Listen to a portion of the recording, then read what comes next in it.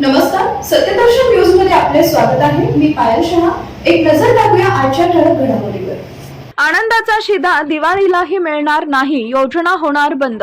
राज्यातील आनंदाचा शिधा योजना बंद होण्याची शक्यता आहे। राज्याच्या सद्यस्थितीतील आर्थिक परिस्थितीचा विचार करता ही योजना कागदावरच राहण्याची भीती व्यक्त होतीये।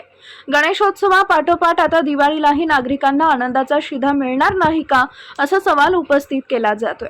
मिळालेल्या माहितीनुसार यंदाच्या दिवाळीमध्ये आनंदाचा शिधा वाटप करण्यासाठी कोणताही निधीचा प्रस्ताव तयार करण्यात आलेला नाही, असं सूत्रांनी म्हटलंय। अन्न आणि नागरी पुरवठा विभाग या योजनेसाठी केवळ समन्वयक म्हणून काम करत असून ही त्यांच्या खात्याची योजना नसल्यानं त्यांच्याकडे निधी उपलब्ध नसल्याचंही सूत्रांनी स्पष्ट केलंय।